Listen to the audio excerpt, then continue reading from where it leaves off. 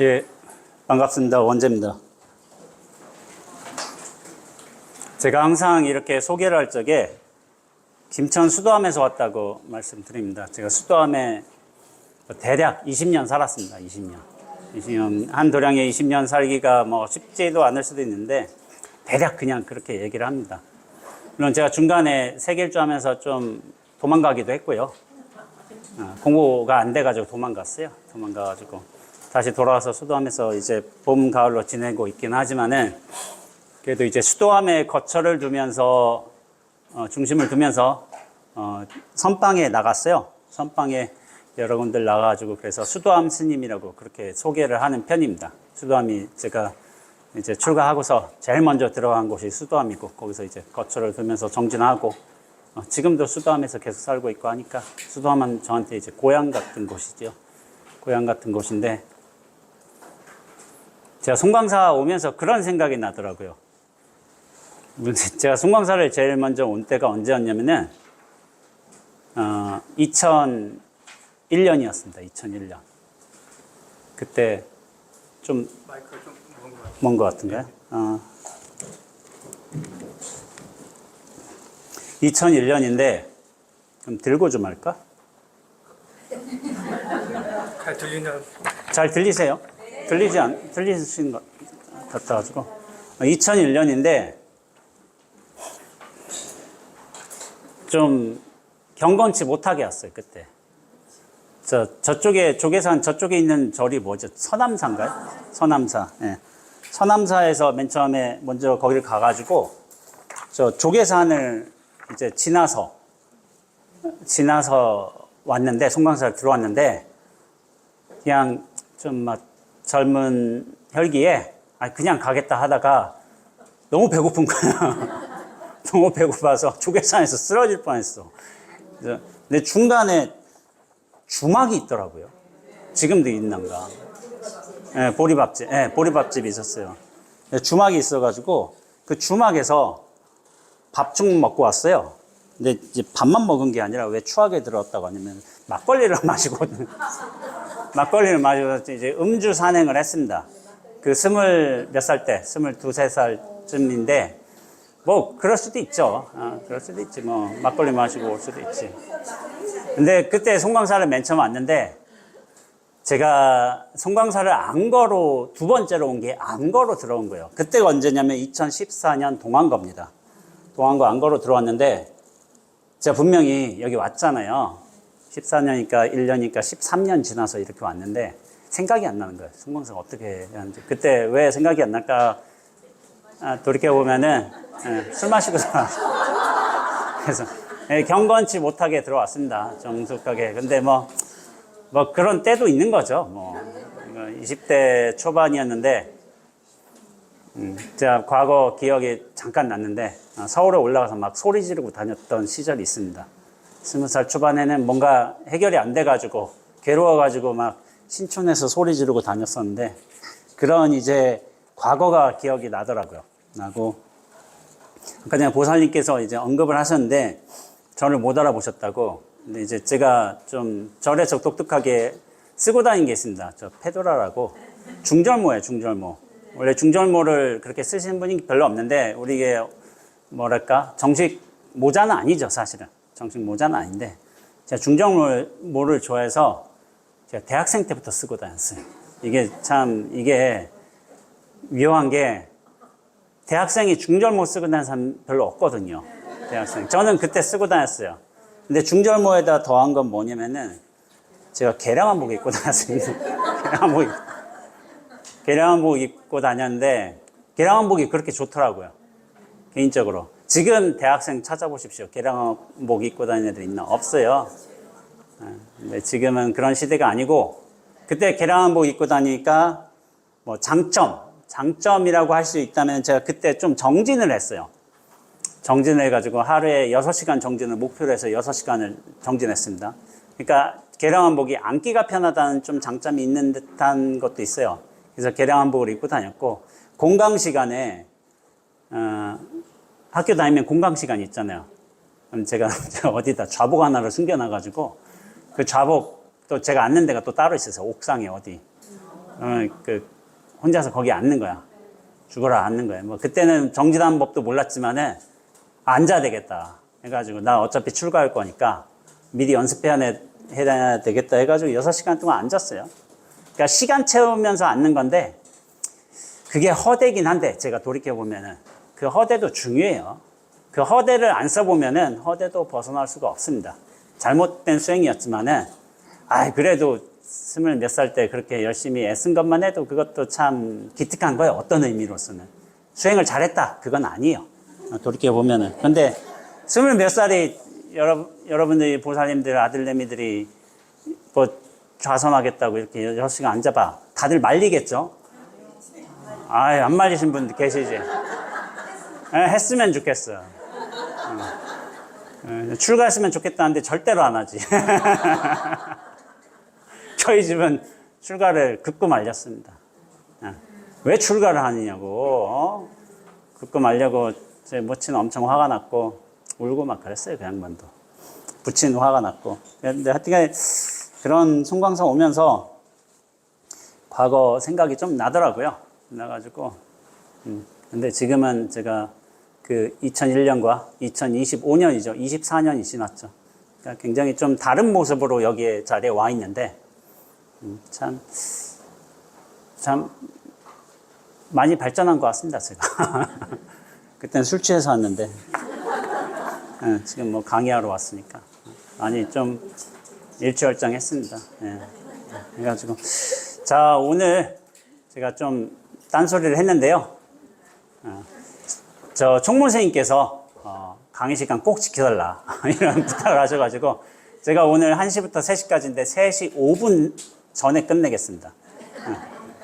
그래서 선볼기와 가나선 제가 또 이제 여쭤보겠지만은 이 책 보셨어요? 자, 난 자신 있게 예습했다. 예습이 참 힘들죠. 힘들어요. 제가 또 대학생 얘기를 하자면은 저는 노트 필기를 안 했습니다. 잘 안 했어요. 근데 제가 한 게 있었어요. 저는 예습을 했어요. 수업 전에 항상 미리 읽고 갔어요. 그러니까 그게 힘들어요. 그게 힘든데 저는 그걸 했어요. 노트 필기는 안 해도. 노트 필기는 안 해도 되는 이유가 뭐냐면은 여기 중에도 계실 거예요. 필기의 여왕이 있어요. 여왕. 각 클래스마다. 여왕한테 이제 음료수 주면서 좀 빌리면 돼. 여왕한테 빌리고, 빌려서 그거를 공부를 하는 거예요. 제가 딴소리를 계속 하는데, 이건 나중에 할 거예요. 그러면 정리를 하잖아요. 그럼 제가 시험 볼 적에 어떻게 했냐면은, A4 용지로 한 학기 동안 배운 거를 정리를 해요. 그럼 15페이지 정도 나와요. 이를테면은. 어떤 수업에 관해서 15페이지가 나온다고 쳐봐요. 그러면 15페이지를 정리하고서 주변 사람들과 나눌 수도 있죠. 필기 영어한테 줄 수도 있고, 나 이거 정리한 거다. 줄 수도 있고. 제가 어떤 클래스 같은 경우에는 제가 정리한 거를 학교 홈페이지에 올려버렸어요. 15페이지를. 이렇게 올렸어요. 근데 그걸 두고서 어떤 교수님께서, 영문과 교수님께서는 깜짝 놀라셨다는 거예요. 그러니까 경쟁 시대인데, 자기가 정리한 걸, 홈페이지에 올린다. 그거는 좀, 이런 생각이 있는가. 뭐 이런 걸로 이제 저를 뭐 좋게 생각하셨던 것 같아요. 근데 저는 뭐냐면은, 기왕 공부한 거, 남하고 함께 나누면 더 좋지. 그런 생각을 가지고 있었어요. 그러니까, 제가 어떤 의미에서는 좀 일반적이지 않은 사고방식을 하실 수가 있어요. 홈페이지에 올려버렸으니까, 제가 공부한 거를. 그러면 이제 장점이 있습니다. 시험이 끝나면요, 음료수가 한 10개가 들어와요, 저한테. 저를 알아가지고, 10개가 막 도처에서 들어와. 감사합니다, 학우님. 해가지고. 어떻게든 사람들을 알아내요. 그래서 10개, 막 10몇 개를 받아요. 그러면 저는 사무실에 이제 제가 다 먹지는 못하고, 사무실에 갖다 놓고. 그런 장점은 있는 것 같고, 단점은 모르겠어요. 근데 이제 저도 좀 야가 빠졌어요, 사람이. 야가 빠져가지고, 야가 빠진 이유가 뭐냐면은, 그거 나누면은 저 사람들이 공부 열심히 할 거 아니냐. 그런 일 없습니다, 생각보다. 내가 아무리 올려놔도 열심히 할 사람은 이미 해놓고 부랴부랴 볼 사람은 또 봐요. 그래도 누가 정리해놓은 거 보면 좋지. 저는 그런 생각이었어요. 저는 그런 생각. 그렇게 했지만 그래도 내가 공부한 거 남하고 같이 나누면 좋죠. 좋은 거예요. 좀 시간이 안 돼가지고 공부 못할 사람도 있으니까 그런 거 함께 나눠보자. 그런 생각으로 제가 좀 살았던 측면이 있는 것 같습니다. 있는데 선불교와 가나선 아까 전에 제가 선원 스님들하고 잠깐 얘기를 하고 왔어요. 그러니까 제가 절집에서는 좀 젊은 스님으로 통해요. 여러분들 보기에도 좀 젊은 것처럼, 예, 그렇죠. 젊은 것처럼 보이는데 맞아요. 젊긴 젊은데 지금 상대적으로 제가 젊다는 것뿐이에요. 제가 이제 승납이 20년 됐으니까 20년이면 젊은 그거는 아니거든요. 회사에서 20년이면 제 친구들은 상무하고 있습니다. 상무 대표이사도 있어요. 이미. 그러니까 절집에서 제가 뭐 막내 비스무리하게 있어서 그렇지. 사실 사회적으로는 여기 군대 갔다 오신 이제 거사님들 많이 계신데 제 친구들이 다 대대장 하고 있습니다. 중령.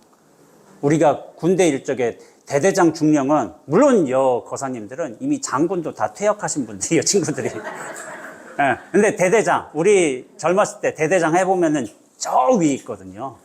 저 위에 있는데 제 친구들이 다 대대장 하고 있더라고요. 중령하고 있더라고요. 근데 이제 절집에서 제가 20년 동안 수행했다고 그래서 뭐 그리고 뭐 제가 좀 이런저런 말을 많이 하다 보니까 이렇게 총무스님도 송광사에서 이렇게 추천해 주시고 강의를 하게 된 것 같은데 오늘은 선불교에 관해서 세 번째 시간 자각의 종교 선불교에 관해서 이야기해 보도록 하겠습니다. 요거는 이 프린트는 오늘 받으신 거죠? 오늘 받으신 것이고 이런 것도 뭐 만약 뭐 여기 뭐 카톡 단톡방 있지 않은가요?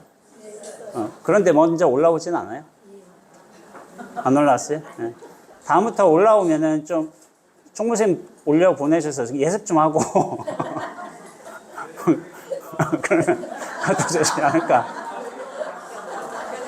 뭐 예습하실 분이 계실지 모르겠지만 예습이 좋아요. 제가 공부를 안 해서 그렇지 예습은 그 집중할 수 있는 기회를 줘요. 예습하고 오늘 뭔 내용을 하지? 하고서 어떤 말씀을 교수님께서 해주실까? 하고서 미리 한번 내가 생각해 보는 거야. 올해도 안 해요. 한 10분, 15분 해요. 15분 하면은 그걸로 이제 집중해서 듣는 거예요. 그게 굉장히 효과가 좋아서 오늘 세 페이지를 하겠지만은 간단하게 얘기해 보자면은 종교의 의미부터 시작을 해요. 여러분들 종교라고 한다면은 지금 너무 좀 일반적인 단어죠. 종교. 종교는 이를테면 뭐 우리 불교가 있겠고 기독교 중에서도 개신교와 뭐 천주교가 있겠고 이슬람교가 있겠고 뭐 인도에는 힌두교가 있겠고 그런 종교의 의미를 우리가 자연스럽게 너무 당연하게 이렇게 받아들이고 있어요. 근데 이 종교라는 단어가 과거에는 없었다. 없었어요, 이런 말이. 우리가 생각하는 종교라는 단어가 절대로 없었어요. 근데 이게 언제 생겨났느냐? 19세기 말 동아시아에서 새롭게 등장한 언어예요. 그전엔 없었던 거야, 종교란 말이. 그러면 생각해봐요. 이게 신기하지 않아요?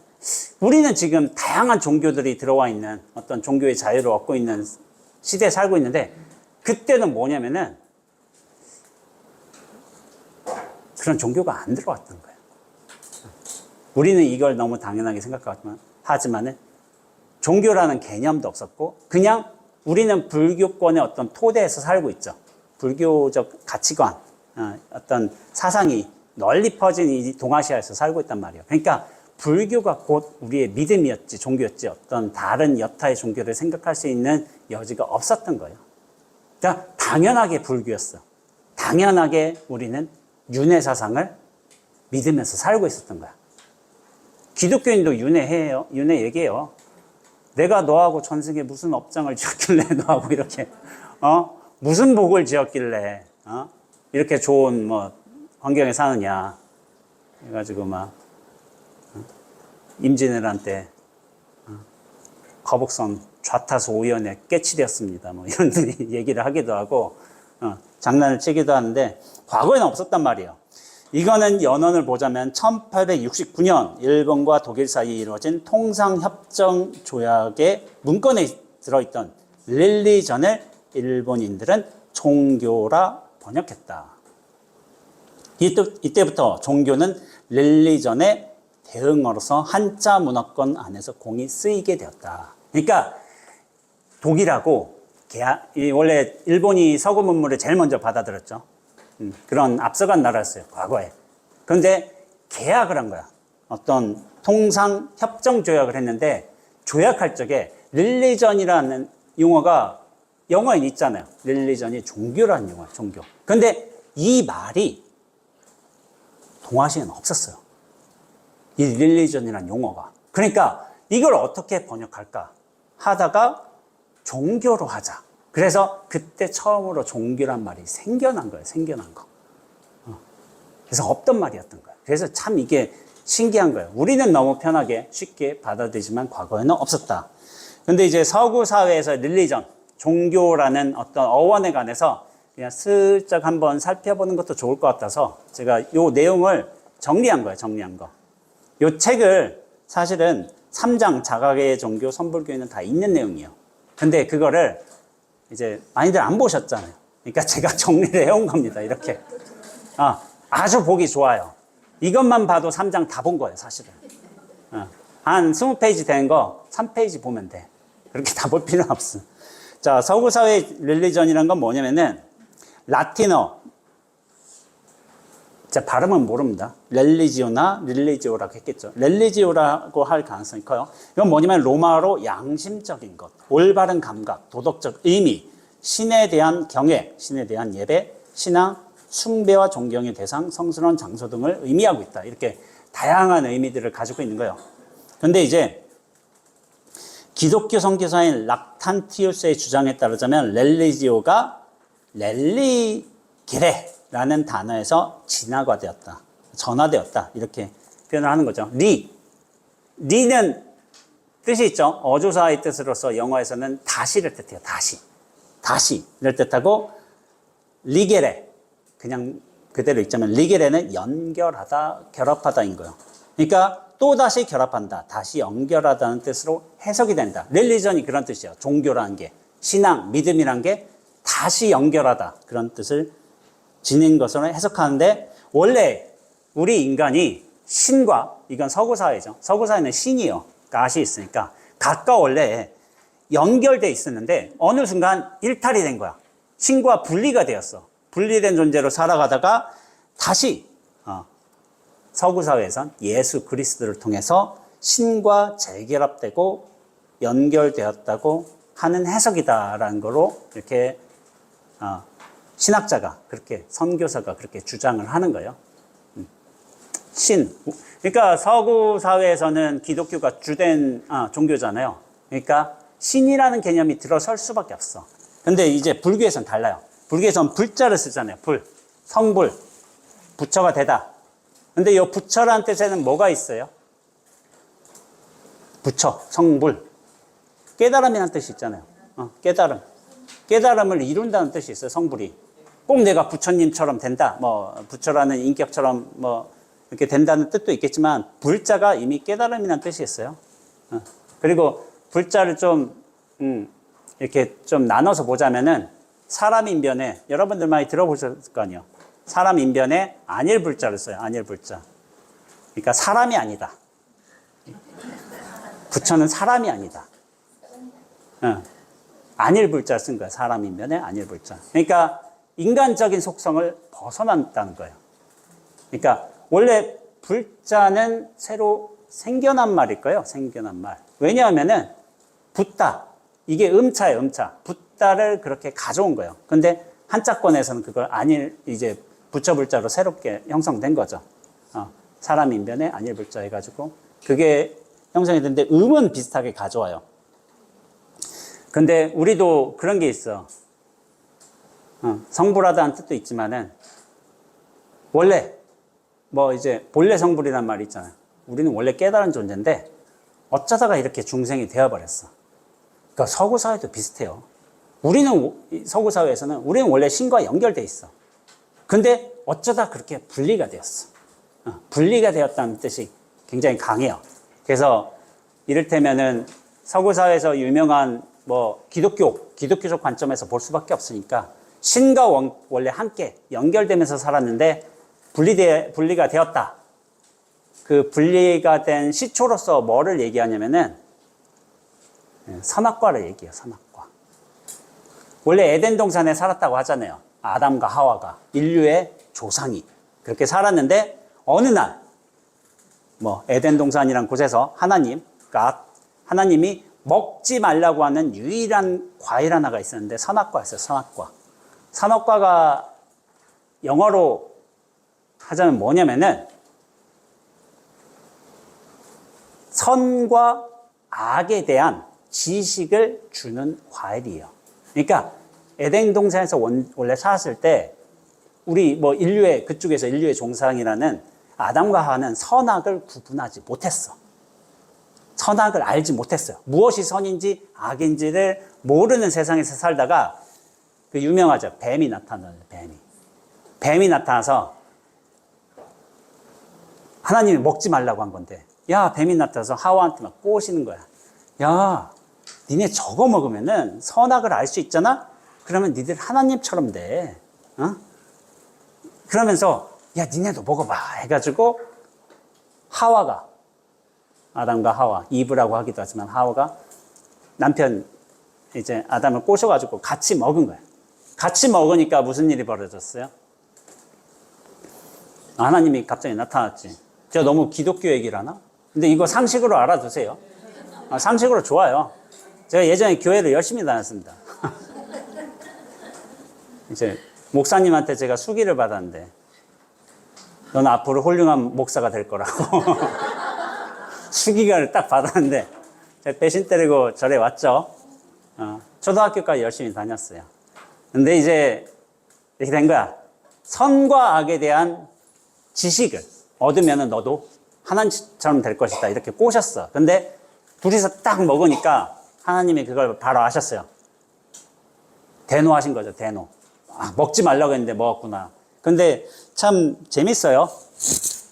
아담과 하와가 이 선악과를 먹고 나서 제일 먼저 한 일이 뭔지 아세요? 네? 맞아. 수치심을 느꼈어. 과하시네. 자기 몸에 대한 자각이 생겼어. 이것이 나다. 이 몸이 나다. 라는 자각이 생겨버린 거예요. 그러니까 어떻게 하냐면 그전에는 이제 빨개 벗고 살았는데 이파리로 자기 치부를 가렸어요. 치부를 가렸어. 그때부터 우리식으로 생각하자면, 우리 불교식으로 생각하면 중생이 돼버린 거야, 갑자기. 선악에 대한 시비 분별심을 갖추게 되면서부터 이게 나란 존재로 탁 들어선 거야. 내가 이런 사람이야. 그러면서 수치심이 느끼면서 치부를 가렸어. 근데 이게 참, 제가 이 불교대학 강의하면서 마지막 시간이 될지 마지막 2시간이 될지는 모르겠지만은 신신명이란 거를 강서를 제가 예전에 불교방송에 했습니다. 작년에. 근데 거기에 관해서 제가 요약해서 신신명은 굉장히 중요한 선에서의 어떤 정수와도 같은 그런 글귀예요. 신신명은 기본이야. 성 공부하는 분들은 다 신신명을 봤다고 봐야 돼요. 그 정도로. 신신명을 외우신 분들도 많았고 그 신신명에 관해서 제가 책을 냈는데 그 책에 관해서 간단하게 제가 소개를 할 겁니다. 그때 이제 첫 구절이 뭐냐면은 지도문안 유염간택 단막증의 통연 명백이요. 그러니까 뭐냐면은 선악이라는 분별심이 있는데 이 신신명에서는 삼적 승찬스님께서 증에 미워하고 사랑하는 마음만 없으면은 통연 명백, 이걸 달리 말하자면 깨달음에 이른다는 거야.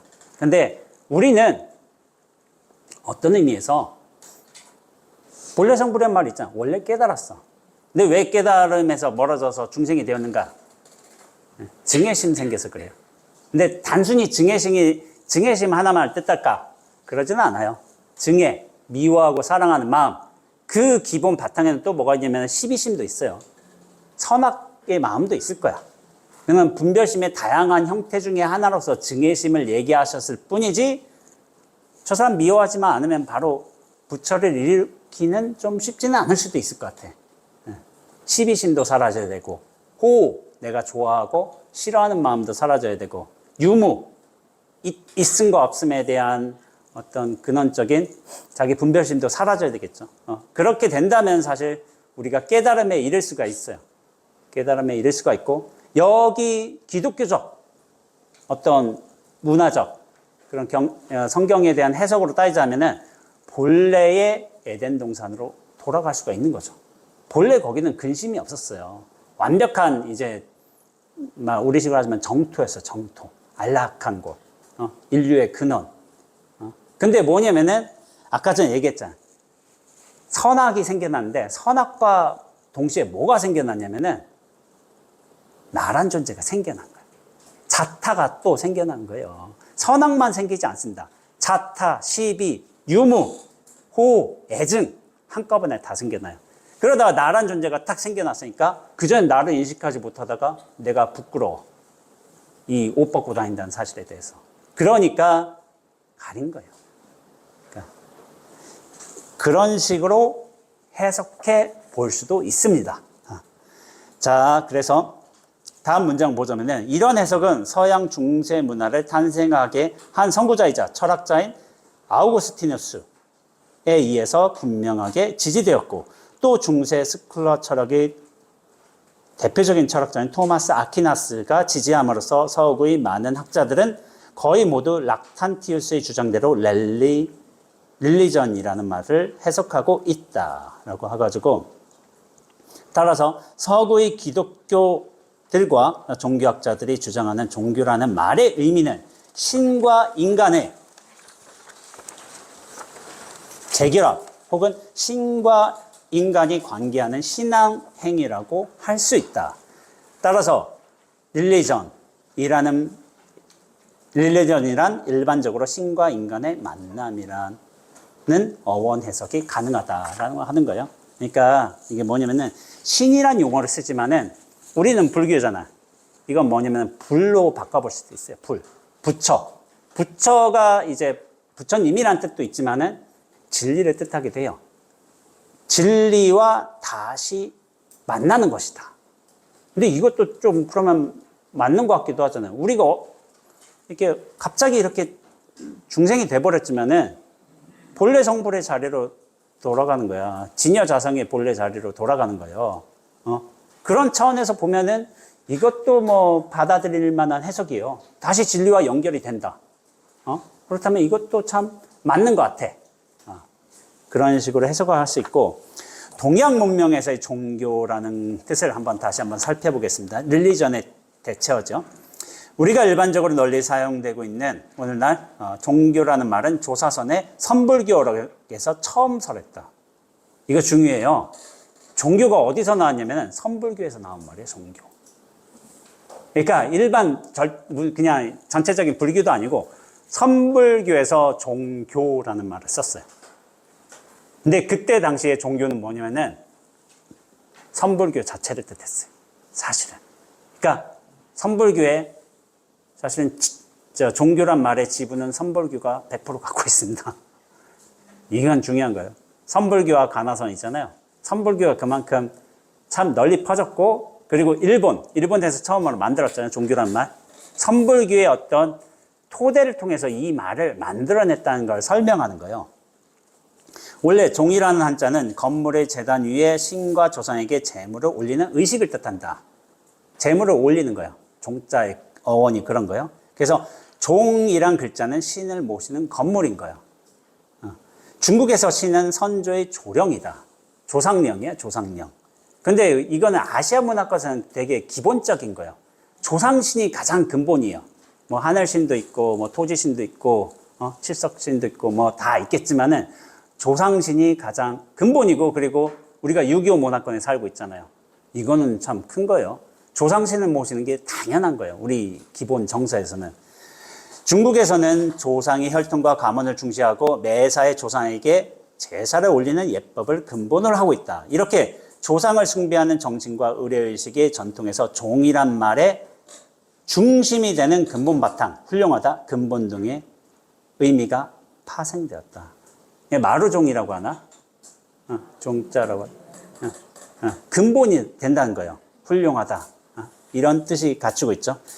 종이라는 글자가 불교의 번역어로 사용된 것은 송대 구나발타라가 능가경을 번역하며 종통과 설통을 설하며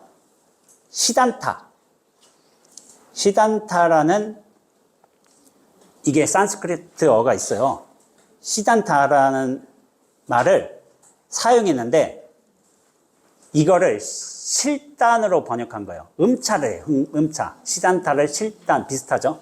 실단으로 번역을 했는데 이 시단타는 원래 산스크리트어인데 그 뜻은 뭐냐면 절대적 진리를 성취함이에요. 그러니까 구경가기 이런 거예요. 부처에 이르는 거. 완벽한 깨달음에 이른다. 이런 뜻인데 시단타는 시다. 성취되고 완성된 것. 이 각이란 뜻이죠. 깨달음의 뜻이요. 그리고 안타는 뭐냐면 끝낸다는 거예요. 깨달음으로 완전히 끝나버렸다. 깨달음으로 종결되었다. 이런 뜻인 거예요.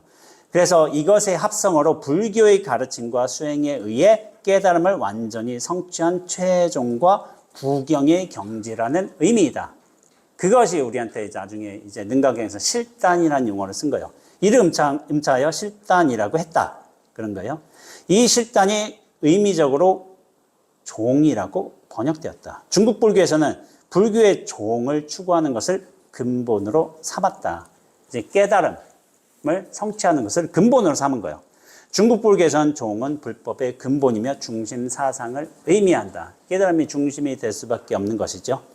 따라서 종은 불법의 근본 정신을 깨달아 체험하여 완전하고 구경의 경지에 도달한 궁극적인 정각을 대변하는 종교, 종지라는 말로 사용하게 되었다. 이러한 깨달음의 경지는 언어나 문자로서 표현하거나 설명할 수가 없는 경지이므로 각자가 체험을 통해 깨달아 체득해야 한다. 그러한 깨달음의 경지를 체득하도록 방편의 언어나 문자로 제시한 말이 교이다. 그러니까 종 자체는 깨달음을 뜻해. 완성을 뜻해. 근본을 뜻해. 근데 이것을 방편의 언어나 문자로 제시한 거예요. 이 종의 깨달음에 들어서기 위해서 어떻게 해야 되는지, 어떤 방식으로 도달해야 되는지, 그런 언어적, 문자적 개념을 사용할 수밖에 없잖아요. 그런 차원에서 교라는 것을 제시한 거예요. 즉, 재불열애가 중생들을 인도하여 궁극적인 불법의 가르침인 종지에 도달하도록 중생들의 근기와 신심에 따라서 여러 강도로 다양하게 설명하고 설법한 방평법문의 가르침이 바로 교인 것이다. 종에 이르기 위한 다양한 방편들이 있을 수가 있잖아요. 야, 깨달음에 이르기 위해서 야, 수행도 열심히 해야 되고 선정도 키워야 되고 계율도 열심히 지켜야 되고 착한 마음 내야 되고 팔정도도 행해야 되고 그런 여러 가르침이 있을 수가 있잖아요.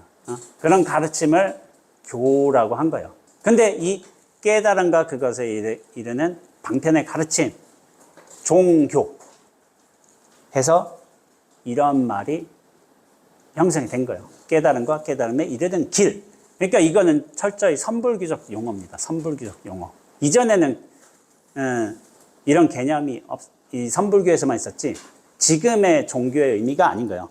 천태지휘에서도 경전의 설법 가운데서 가장 중요한 불교의 근본 정신을 종이라고 한 말과 그러한 종지를 깨닫도록 실천적인 수행법을 제시하고 있는 것을 교라고 한 말 역시 앞에서 살펴본 능가경의 종통과 설통의 의거에 받아들였다.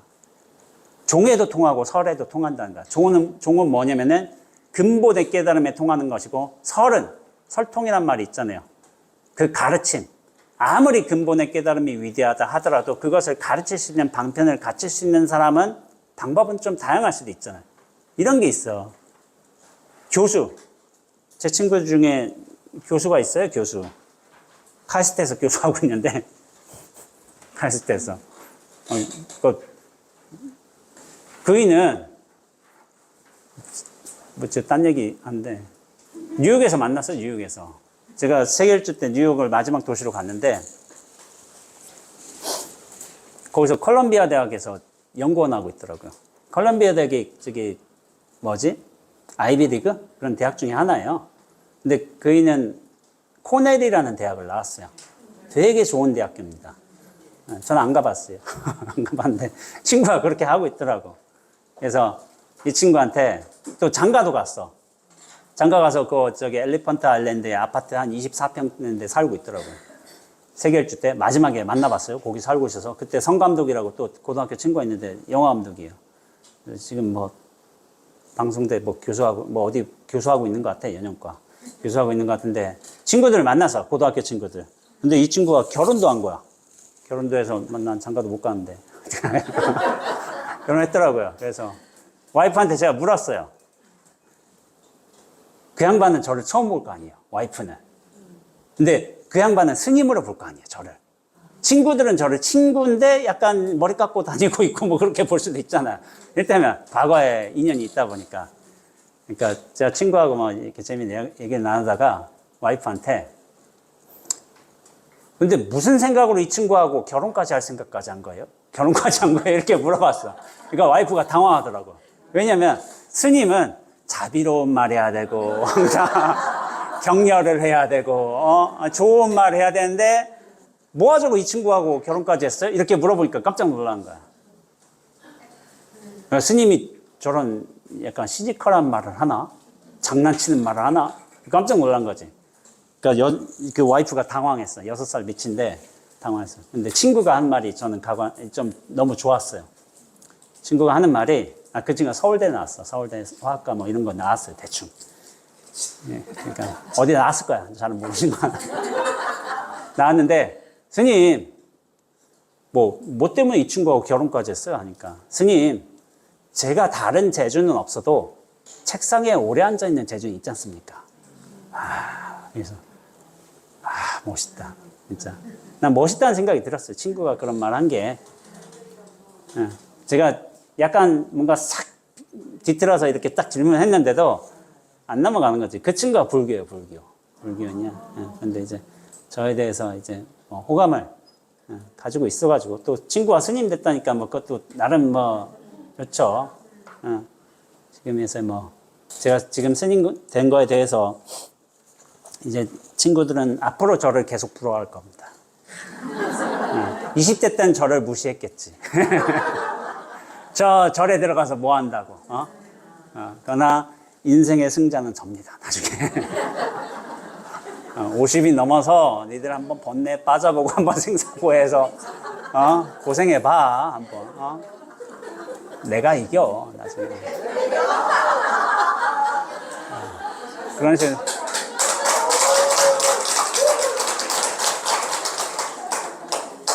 에이, 그게 농담을 한 말인데 박수까지 칠 건 아니고요. 맨 처음에 뭐 그랬어요. 제가 종교학을 전공했거든요. 그래서 종교학 전공해서 뭐 하려고 취업 뭐 한다고 이렇게 막 재밌게 웃은 친구들이 있다고 해요. 근데 웃었지만 야 60이 돼서 누가 웃나 보자. 그런 생각이 들어요. 여기는 뭐 제 말에 대해서 호감으로 받아들일 분들이 대부분이시겠죠. 일반적으로 이제 그 사회적 성취라든지 지위라든지 그런 걸 가지고 있지 않지만 전 수행과 깨달음이 제거의 목표로 살았던 사람인데 그런 거야. 그래서 좀 약간 또 딴 얘기를 하자면은 딴 얘기 잘합니다 제가. 이거 뭐 중요하지 않아요. 예, 딴 얘기 하자면은 송광사에 제가 2014년도에 살 적에 저희 사장님 한 분이 살았어요. 그분이 이제 서울대 동문과 나왔어요. 동문과 나왔는데 나이가 한 70 몇 살이 되니까 지금 70 몇 살 되는 뭐 친구들이 있을 거 아니야. 그때 이제 이를테면 서울대 70년대 학번은 굉장히 이제 뭐랄까 사회적 성취가 이미 보장된 학번이에요. 80년대까지 어느 정도는 가능했어.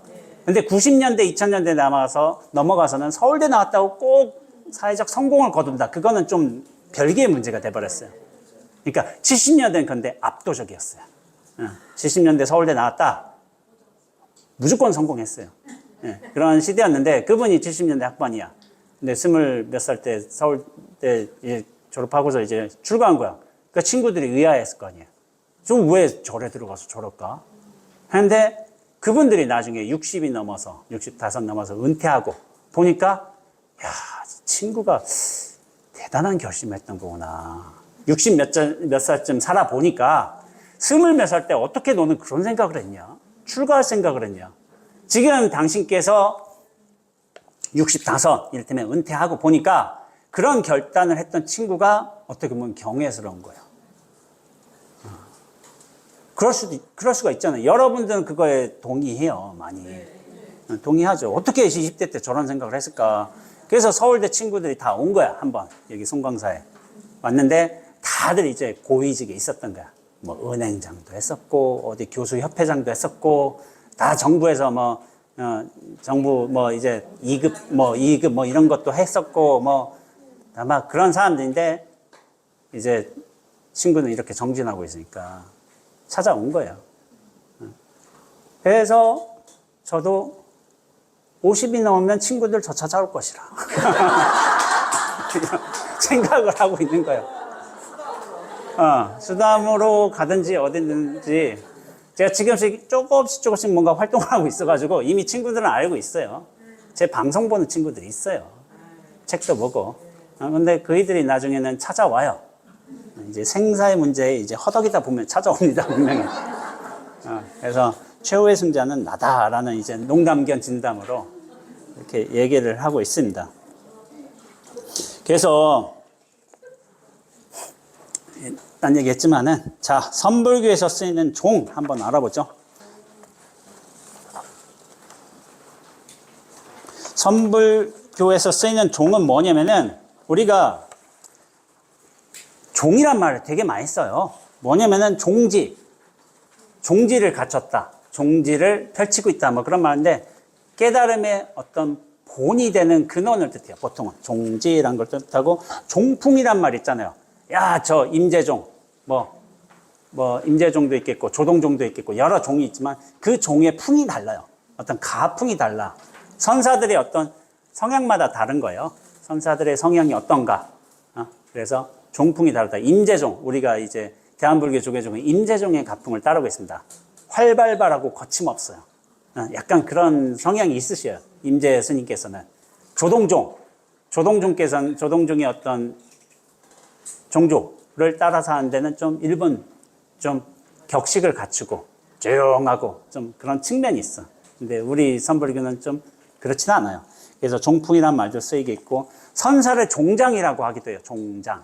종장이라고 하기도 하고, 종사, 대종사라는 어떤 풍계 같은 것도 있는데, 큰 스님들, 구체적으로 하자면 40년, 대한불교 중에서는 40년의 어떤 법락을 가지고, 그리고 모범이 되는 어떤 포교라든지 수행이라든지 그런 본을 보이신 어르신 스님들을 종사로 이렇게 다시 이제 부릅니다. 그리고 저희 은사스님 같은 경우에는, 저희 은사스님 아시는가?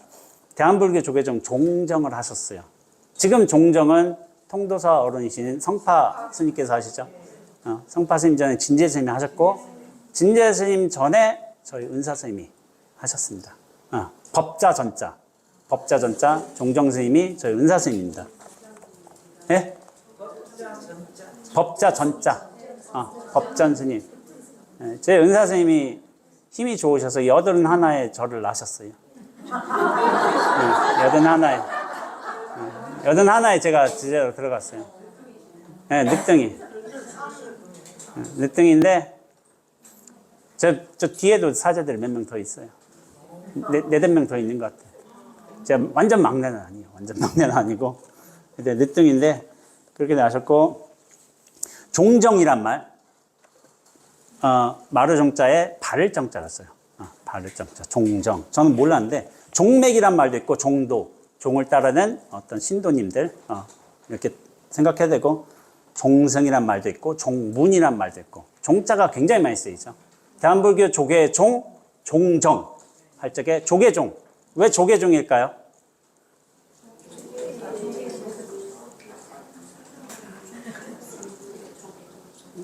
여기가 조계총림이잖아, 또.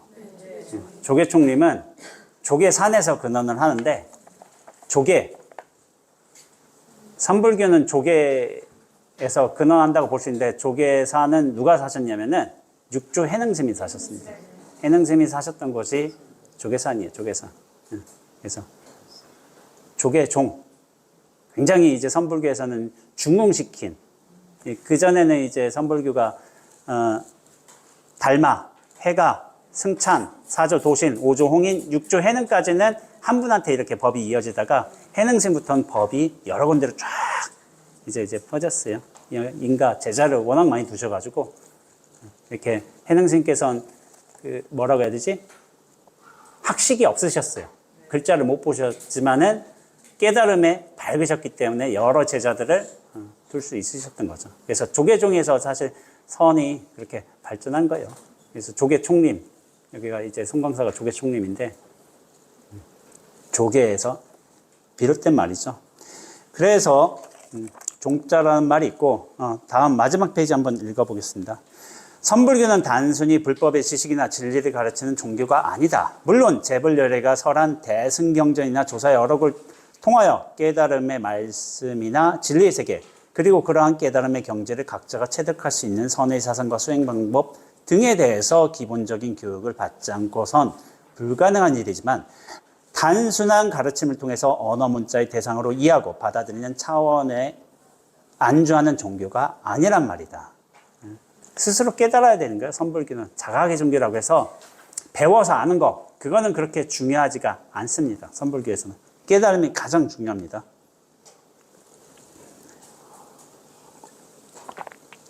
선각자들이 깨달은 정법의 법문을 직접 각자가 스스로 깨닫고 재벌열애와 조사들과 같이 깨달음의 체험을 체득한 지혜로 자기의 삶을 창조할 수 있는 정법의 안목과 방편의 지혜를 구축하는 수행이다. 깨달음이란 발심 수행으로 마음속에 일어난 번뇌망념을 깨닫는 일이다. 즉 불지견, 정법의 안목으로 발심 수행하여 번뇌망념의 중생심을 자각하고 진여본심을 회복하는 일이다. 본래 깨달음으로 돌아가는 일이요. 회복하는 일이다. 재불열애의 경전과 조사의 어록을 공부하며 선지식을 참문하여 참선하는 일은 불법의 대의를 깨닫고 정법의 안목을 구축하는 수행이다. 따라서 선불교는 깨달음의 종교, 자각의 종교, 혹은 깨닫게 하는 종교, 자각하게 하는 가르침의 종교라고 하는데 먼저 반드시 정법의 안목을 구축해야 깨달음을 체득할 수가 있다. 안목이 없는 사람은 중생심의 번뇌망념과 신병을 진단할 수가 없기 때문에 발심 수행을 할 수도 없고 자각의 깨달음을 얻을 수도 없다. 다음으로 또 얘기해 보자면 선불교는 또한 단순히 깨달음의 체험으로 그치는 것이 아니라 그 깨달음의 체험과 진실을 우리들의 일상생활로 실행하지 않으면 안 된다. 그러니까 깨달음이란 게 깨달았어. 생사의 어떤 근본 도리에 통합했어. 라고 하지만 우리의 기본 정서가 또 있어요. 선불교는 뭐냐면은 우리가 이게 저번 시간에 제가 얘기했는데 중국의 사상 때문에 그래요. 중국은 철저히 현실 중심적인 사고를 갖고 있습니다. 이 현실에서 득이 돼야 돼. 이루어야 돼. 현실을 떠나지 않고서 우리가 현실을 떠나고서 살 수는 없다. 이런 기본 사상이 있는 거예요. 그래서 우리 불교도 뭐냐면은 저번에 얘기했다시피 인도의 어떤 깨달음에 대한 견해하고 달라요. 인도는 이고등락이에요. 이 현실 세계가 괴로우니까 여기를 벗어나는 게 목적인 거야. 그래서 그런 생각을 갖고 있어요. 현실은 그냥 괴로움이야. 근데 뭐냐면은 야 괴로워도 야 개똥밭에 굴러도 이승이 낫다. 뭐 그럼 우리가 그런 말도 있잖아요. 아무리 괴로워도 여기서 굴르는 게 훨씬 낫다. 그러니까 어떻게 되냐면 깨달음을 잃어도 이 현실 세계를 절대로 벗어날 수가 없다. 그러니까 나중에 어떻게 되냐면 이 현실 세계가 사실은 깨달음이 펼쳐진 절대의 세계다. 완벽한 깨달음의 세계다. 이런 기본 사상이 깔려 있는 거예요. 깔려 있는 거. 그러니까 이분법적 세계관, 여기는 고통의 세계다. 여기를 벗어나겠다. 이게 아니라 벗어나 보니 여기가 원래 극락이었다. 그런 세계관이, 그런 사상이 기본으로 깔려 있는 거예요. 그러니까 여러분들은 참 다른 풍토에서 살고 있는 거예요. 이런 기본이 잘 토대가 갖춰져 있는 곳에서 그런 거예요. 그래서 선사들이 이렇게 오도송 같은 거 보세요. 이렇게 해가지고 마지막 1, 2구 하고 3구에 확 깨달아요. 3구에 보통은 이제 깨달음 글귀를 탁 쓰다가 4구에 뭐가 나오냐면은 깨달음의 견처로서 보게 된 세상의 모습이 나타나요. 근데 뭐 이런 말씀이 있어요. 말하자면은 뭐 가을달은 휘영청 밝고 강물은 유유히 흐르더라. 근데 사실은 이거는 우리가 원래 보는 모습이잖아. 보는 모습인데 깨닫고 보니까 가을달은 밝고 강물은 유유히 흐르더라. 뭐 그런 경우도 있고, 뭐 봄에는 봄에는 뭐 꽃향기, 가을에는 보름달, 뭐 이런 구절도 있고. 그러니까 뭐냐면은, 근데 이게 뭐 우리 스승의 스승이신 성철 스님께서도 산은 산이요 물은 물이로다 해가지고 이제 파격적인, 굉장히 그 시대는 파격적인 이렇게 교시였어요. 교시라고 하기에는 부처님 오신 날이라든지 아니면 새 벽두에 낼 적에 이렇게 각 이제 종단에 큰 스님들께서 이렇게 딱 말씀을 이렇게 내주신 거예요. 그러니까 참 한 어른 스님이 그렇게 말씀하시더라고. 예전에는 종교가 굉장히 중요한 위상을 가질 때에는 새 벽두가 딱 오면은 각 종단, 뭐 불교뿐만이 아니라 기독교, 개신교, 가톨릭, 뭐 추기경도 있고 뭐 이런 분들이 있잖아요. 새 벽두에 딱 그런 교시들이 신문의 일면을 딱 장식했다는 거예요. 장식했다 하면서, 그런데 성철 스님의 교시도 그렇게 들어가 있었죠. 딱 산은 산이요 물은 물이로다 해가지고 이게 막 파격이 돼가지고, 원래는 이제 그게 중국 어록에 있는 말인데, 근데 이제 이게 뭐라고? 그래서 사람들은 뭐 생각하는 거지. 근데 깨달은 종장이셔. 뭔가 깊은 뜻이 분명히 있을 텐데, 이런 짐작은 할 거 아니에요, 우리가. 전에 없던 말씀이다 보니까. 근데 이제 그런 시대가 있었지만, 지금은 새가 와도 각 종교의 어떤 대표자들의 어떤 가르침을 했더라 해가지고 뒤에 한 6페이지 가지고 3-4줄로 이렇게 요약해서, 이렇게 해서 좀 아쉬워하시더라고요. 어른 스님께서. 예전에 이렇게 우리 성철 스님의 이런 말씀이 딱 일면에 실렸었는데, 요즘엔 그렇지가 않다라고 아쉬워 하시는데, 그만큼 우리의 어떤 지금은 약간 탈종교화 시대로 가고 있지만은, 선불교는 뭐냐면은 나중에 마조 스님에서도 그랬지만 평상시불, 평상 마음의 그대로가 이제 부처다라고 하지만은, 사실 평상이란 말도 좀 잘 해석해야 돼요. 우리가 있는 그대로의 마음이 부처다라고 하지만은, 평상은 뭐냐면은 온갖 분별심, 차별심이 일단 끊겨야 돼.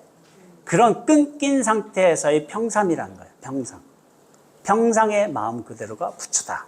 그렇게 하는 거고, 산은 물은 물이다 라는 말도 있지만은, 우리가 지금 보는 산은 산, 물은 물, 그런 표현이 아니라 온갖 중생의 번뇌, 망상이 끊긴 상태에서, 차별 경계가 완전히 무너진 상태에서, 근본 불교로 보자면은 무아를 이룩한 상태에서 무아의 깨달음에 도달한 상태에서 보는 것이고, 또 대승이나 선불교에서 무심, 번뇌망상이 완전히 사라진 상태에서 보는 산은 산, 물은 물인 거예요. 이게 다른 거예요. 그래서 뭐 이를테면 숭산 스님께서도 예전에 뭐 0도에서부터 90도, 180도, 270도 뭐 이렇게 표현을 하신 적이 있는데, 뭐 90도 가서는 산은 산이 아니고 물은 물이 아니로다 하고서, 그러다가 180도 가면 산이 물이고 물이 산이다 이렇게 해버리고, 270도 가면 어떻게 되죠? 뭐라고 하신 것 같더라고요. 제가 까먹었어요. 그렇게 되지만은 나중에 360도로 본자리로 딱 들어선 산은 그대로 산이고 물은 물 그대로예요. 근데 그게 우리가 중생의 견지에서 보는 그런 산은 산, 물은 물은 아니죠. 그것이 완전히 생사심, 분별심, 중생심이 완전히 끊어진 상태에서 여실하게 산은 산이요, 물은 물로 확, 이게 뭐냐면은 본다는 의미보다는, 제가 이런 표현을 자주 씁니다. 드러나게 돼 있어요. 드러난다는 표현을 전 굉장히 자주 쓰는데, 이게 현이란 표현이 있기도 하지만은 드러나게 돼 있어요. 그러니까 우리가 본다, 안다, 인식하다가 아니라 그 자체로서 인연 따라 훅 드러나게 돼 있는 거예요. 그때 산은 산이요, 물은 물이 됩니다. 자, 그래서 선불교는 또한 단순히 깨달음의 체험으로 그치는 것이 아니라 그 깨달음의 체험과 진실을 우리들의 일상생활로 실행하지 않으면 안 된다. 따라서 깨달음의 생활 양식이 따르지 않으면 안 되며 실제 평상의 생활 속에서 자기 몸과 마음이 하나가 된 신심일려로 이루어지는 깨달음이 일상생활에서 방편의 지혜로 실행되지 않으면 안 된다. 예, 현실에서 지혜가 나타난다는 거예요. 그냥 저 멀리 구경 가게 이르러서 아니면 무슨 선정에 이르러서 아니면 몇천 도리천에 이르러서 이렇게 발휘된 게 아니라 현실에서 유용해야 된다. 현실에서 힘을 갖춰야 된다. 이것이 우리의 어떤 기본 바탕으로 깔려 있습니다. 그걸 다 동의하시는 바예요. 그래서 어떻게 되냐면은 원래 시부도에는 원래 근원은 시무도에는 우리가 10단계의 그림이 있잖아요. 본래 불교 전통에서는 8단계밖에 없어요. 깨달음밖에 없어요. 깨달음밖에 없어. 8단계. 원래 인후구망해가지고 동글뱅이 하나로 다 표시된 거. 깨달음밖에 없다. 근데 나중에 이제 중국에서 이게 바뀌는 거예요. 뭐냐면은 반본환원. 반본환원이 시무도의 9번째 그림인데 새가 웃고 새가 지저귀고 꽃이 피고 있는 거야. 이를테면 바위는 이제 푸르고 이를테면. 그러니까 새는 원래 웃고 있잖아. 꽃은 피잖아. 그건 원래 당연한 거잖아요. 그게 사는 산 물은 물이라고 해석할 수도 있어요.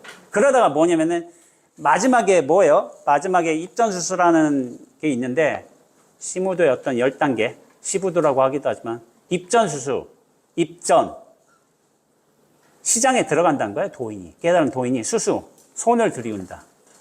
그러니까 뭐냐면 이게 전통적인 해석으로 따지자면은 깨달음을 얻은 도인이 다시 인간 세계로 돌아와서 수수 손을 내미는 건데 손을 내미는 다양한 방식이 있겠죠. 깨달음을 펼친다는 뜻이에요. 결국에 이 사회에 와서 그 깨달음을 회양한다는 뜻인 거예요. 이 사회에서 그게 완성이 돼야 돼. 널리 퍼져야 돼. 그래서 우리가 대승의 어떤 가르침에 우리 수행하는 태도로서 상구보리 하와중생 있잖아요. 보리를 구하는 것, 깨달음을 얻는 것 뿐만이 아니라 하와중생, 중생을 같이 구제하는 것.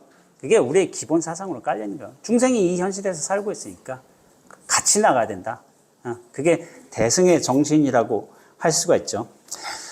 그것은 인간이 현실의 구체적인 일상생활을 떠나서 깨달음의 세계만 살 수 있는 존재가 아니기 때문이다.